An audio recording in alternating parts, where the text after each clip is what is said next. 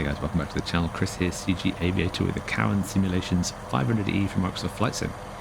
Now I purchased this for about $33 from Cowan Simulations website, link in the description below. And I was ready to be disappointed because I don't often fly helicopters and the price is fairly high. But I have a lot of good words to say about this, but you can make your mind up and let me know in the comments what you think. In this video I'll show you around the outside, the inside, the animations, the sounds, the flight dynamics. I'll talk about VRS, I'll talk about auto rotation, as well as putting it beyond its limitations and just showing you what it looks like to fly from inside and outside the cockpit. Up close I have to say it looked a lot better than what I saw on the internet prior to purchasing it, but let me know in the comments below what you think of the visuals. But overall they are a reasonable effort. Here we are on the cockpit of the 500E and it's very nicely modelled, I have to say. Very simple aircraft overall. I don't fly helicopters much, and the ones I do fly, the H145 by High Performance Group, which is a triumph. I've got nothing but good things to say about that, but very in-depth, lots of electronic avionics going on. But in here it's very simple, and we'll go through the startup in just a sec. The other aircraft I fly is the B-47 by Flyinside, and that's a little too simple and very difficult to fly smoothly, so I don't find it as relaxing. So this fills a purpose in between the two, and we'll get to the startup in just a sec. Around the cockpit we can open some doors. We'll jump in the back seat in just a minute. We can remove the fire extinguisher. These panels are just to show the fire extinguisher, even though they illuminate when the fire extinguisher is there. And we'll get rid of that once we've got better visibility. But we have in fact we have headsets over here that we can wear if we want to. So we'll put ours on, and we have sun visor as well. You can see the wind blowing the props around, which is a nice touch. Behind, by the by, it took me a while to find this, but this is the rotor brake, so make sure that is in the back aft position prior to starting. In the back seat, and I've just used custom camera views to get in the back here, we can open this door if we wish. And that one, it's very snug, that's for sure, and there's nothing else clickable in the back seat, but reasonably well produced and nice textures throughout.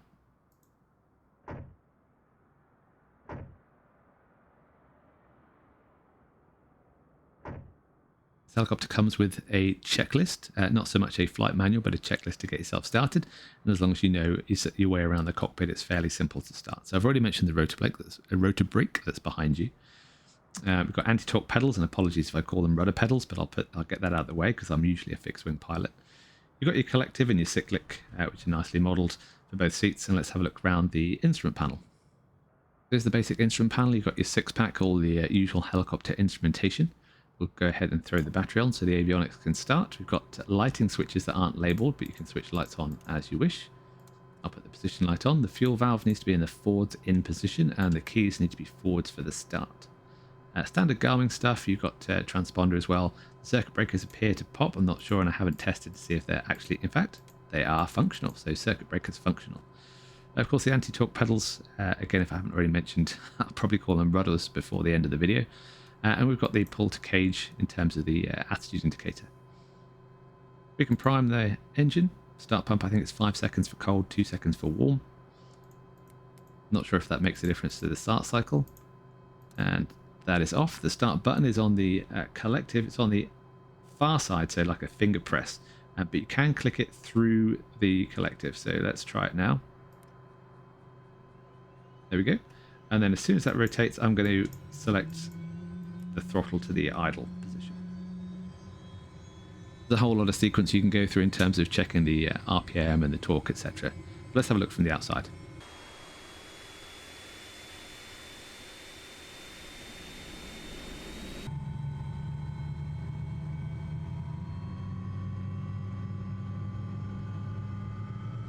Whilst we wait for the engine startup cycle to complete, it's worth checking out the Cowan Simulations website for everything that is currently implemented.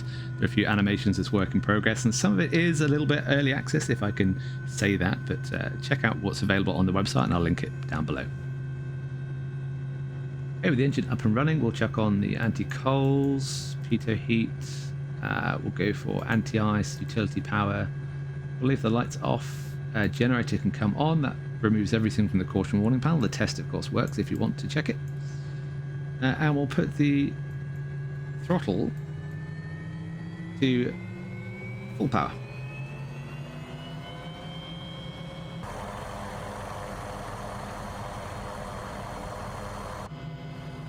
Okay, let's jump into the exciting thing. So ideally with a helicopter, and I'm not a helicopter pilot, but from what I've seen in videos, it's worth having an object that you can focus on during your transition to the hover to make sure you don't move. It's also worth getting into the habit of, as you apply power, do it smoothly, and you'll also need to apply some anti-torque, in this case slightly to the left. I'll also mention that I'm using a Thrustmaster Warthog stick and throttle, but I've got a 10cm extension tube on it because it's a nice halfway house between flying a jet and flying a helicopter. It reduces the workload on the control inputs. Already really twitchy in the in the flight throttle position. So here we go. I'll look straight ahead and apply some power. A little bit of left anti-torque. And here we go. Now in the hover it does lean a lot to the left, and I'm not a helicopter pilot so I can't confirm if that's accurate, but it is really, really twitchy. I'm using really small inputs even with my control setups. Now if you're using a short throw joystick or a thumbstick, dare I say, eventually when it comes around to Xbox, if it does, then you're gonna be working hard to keep this nice and smooth. But it's not impossible, and actually it's quite enjoyable to get just right. There we go. You can see I'm using the truck here to stay in position, and it is possible.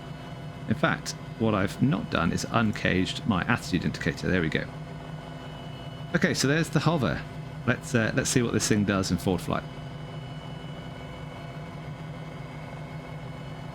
And I'm using really low power, I have to say. This thing is a race car in terms of helicopter dynamics.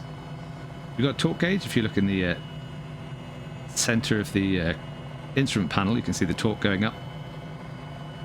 And it climbs really quickly. Let's go up. We're already doing 100 knots.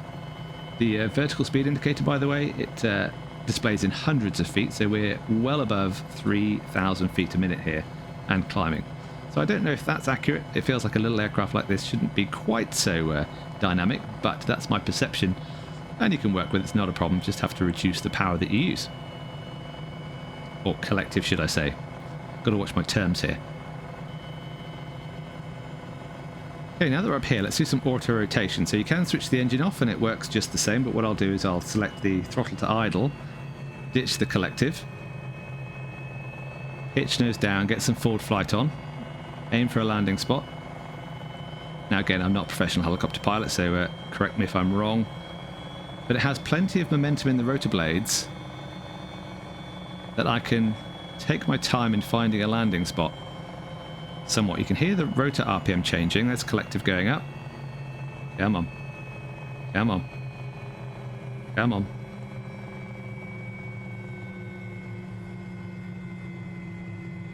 Maybe a tail strike, but I'm down, I'm safe. So it is nicely modeled that you can do auto rotation to your heart's content. Let's go back and check out the VRS. Now I will say VRS isn't modeled, but I'll show you what happens when you try it. Okay, so speed is 40 knots from what I can see. Let's slow it down. So VRS, vortex ring states, where you descend in your own descending downwash and essentially stall, and it's very difficult to exit from. Let's bring the power back. We're up here at 3,000 feet MSL. Speed is less than 20 knots. Or about 10 knots. Let's go for it now then. So power's coming back. Rate of descent is above 3,000 feet a minute. I'm just applying the power, and instantly the vertical speed goes to positive. So VRS not modeled. But I have to say, throwing this around is quite satisfying. But it is very twitchy, so be prepared to adjust how you control helicopters or adjust the axes accordingly, but it is twitchy. So this is me flying around from the outside. Not impossible.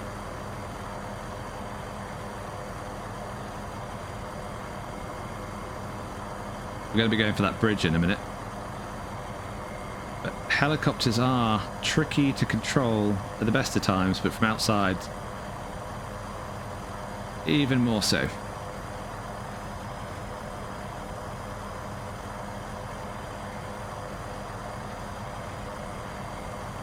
And even more so if you decide to fly it from outside back to front.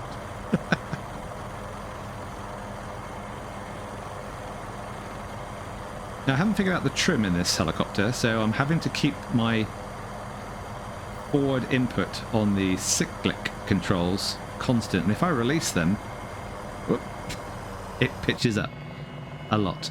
So I have to figure out the trim. I have to admit also I haven't checked on how to trim it out.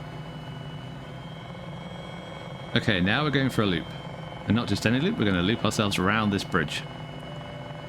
I don't know if the 500 is supposed to be aerobatic, but I can't resist.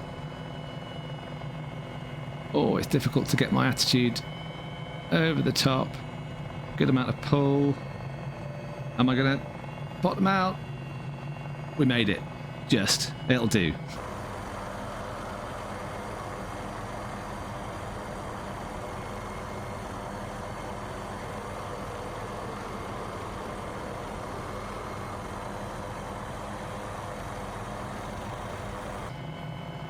Let's do some low-level flying as well. This thing comes with so many different liveries, there's got to be something for everyone. But Special Forces is a must. This scenery is fantastic.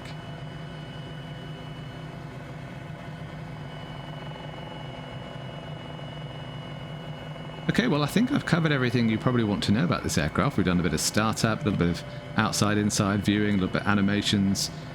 Keep referencing the website for what is actually available at release, i.e. now, and what he intends to update. But overall, I was prepared to be disappointed because $33 isn't cheap. But actually the modelling is really nice. There's some nice features in terms of animations. The handling, not that I can comment on it being realistic, is challenging, but that's a good thing. Whether it's realistic, I'll let you tell me. So anyone that knows or flies helicopters, especially the 500, let me know in the comments.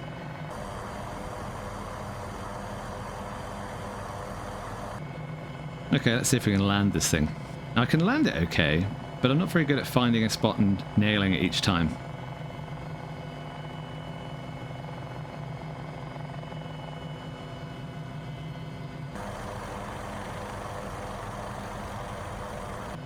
We make our way back to where we started.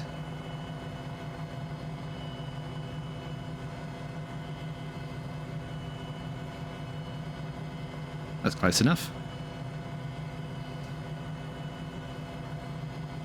Come on. Hey, that will do. Lovely stuff. Now, switching off, there's obviously a lot of checklists. You wait for the cooldown and stuff, but you can click on the little collar here. You can rotate it down to idle. You can wait for it to cool down, or you can switch it all the way off.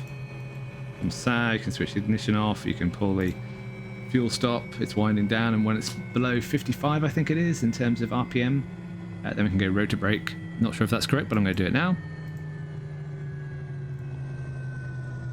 Oh, and by the way, the audio changes when you open the doors, which is obviously nice to see.